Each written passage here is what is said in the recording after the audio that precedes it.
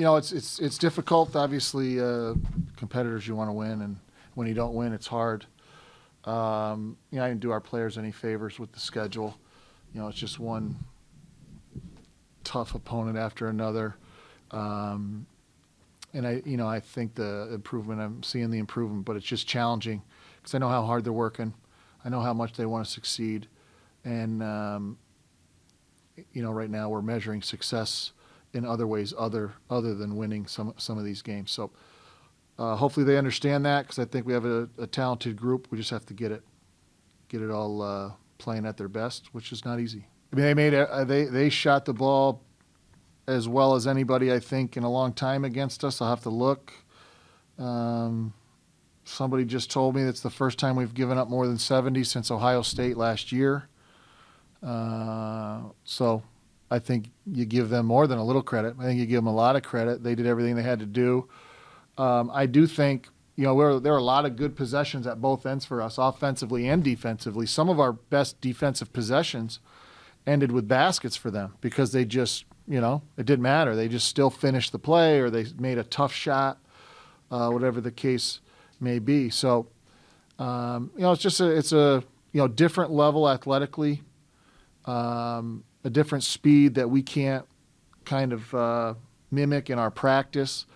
So preparing for that's very difficult. Now, we did just play Syracuse, who's a very similar team, in my opinion. I think this team has even more offensive weapons, particular kids that can stretch you to the three-point line, even more so than Syracuse did, which now opens you up for dribble penetration, which they're also very good at. Halftime, we talked about ball screen defense mostly, because that's what they were hurting us on. I think right now our inability to go very deep in the bench is hurting us. I think we're getting tired, is what I see. We look tired, and I think our conditioning's good. We just have people playing heavy minutes because, we're not real confident right now in the bench, and so hopefully that over time, we'll get a little bit better. Starting Wednesday, and see. We'd love to play some of these folks in particular. The sophomores are playing 30-plus minutes, and Emma, we'd like to get those down to probably 28 or so. But we're just not overly confident right now. Excellent player. Got to find her some more help. I think she can make all the plays. I think sometimes we forget she's only, 6 or 7 games into her sophomore year, because she does so many things, and she's so level-headed and so consistent. Even the night she doesn't score a lot, she does so many other things. So lucky to have her. Obviously, that sophomore group, and her in particular, is who we've tried to build around. I think we've got some good pieces there that can make her life a little bit easier. We're just not to the point where they can give it to us consistently every night. And when they are, we're going to be pretty good. I would say no. We don't necessarily look at starting the way maybe traditionally you say, well, who's your 5 best players? They should start. We try to balance lineups, put 5 people out there to start the game that can play, that can reasonably do a good job offensively and defensively. And then when we sub, be able to continue, in some cases, get better. If somebody's like your 4th or 5th best scorer, well, then maybe they're your 2nd best scorer in the second lineup, right? Rather than being the 5th option with the starting group. So there's a lot of different ways to look at it. I have been happy, to your original question. The last week has been good for Emma. She struggled coming out of the FDU game. We probably rushed her a little bit. We did start her that game, and she struggled at both ends.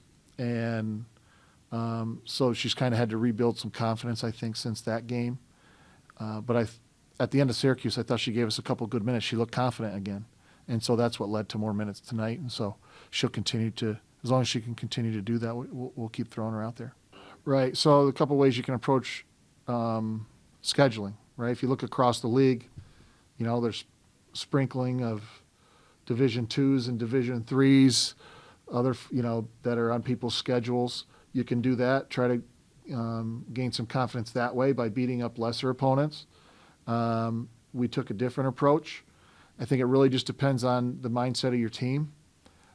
When the schedule was finished and you look at it, and then you look at where we are in our evolution as a team, you could predict some very difficult nights. The only way that it benefits you is if you handle it correctly. And that's exactly what I said to the team after the game. If we handle this adversity correctly, then playing all these difficult games will be a huge bonus. If you don't, it can have the adverse effect of kind of tearing your team apart, selfishness, kind of the disease of me, people starting to doubt, are we any good? And so really, to me, if we handle it correctly, these games only help. What Yeah. are you expecting there? That's going to be tough. There are literally no easy games on our schedule. That's going to be an interesting day. It's an odd time for a midweek game, and it's a doubleheader. So one of the things I'm hoping is that some folks will show up early to the men's game, and they'll happen to stumble into a women's game. We'll see. But regardless, I think the first thing we got to do is give them a little rest. It's been a long stretch for us. A lot of travel. We've put some miles on and a lot of games. So first thing, we need a good day off tomorrow to just decompress, re-energize, rest, and then, that gives us Tuesday to really get a good day of prep for another opponent. So, it's not out of the norm. The game time's a little unusual, but in terms of how quick the games come at you, that's pretty typical.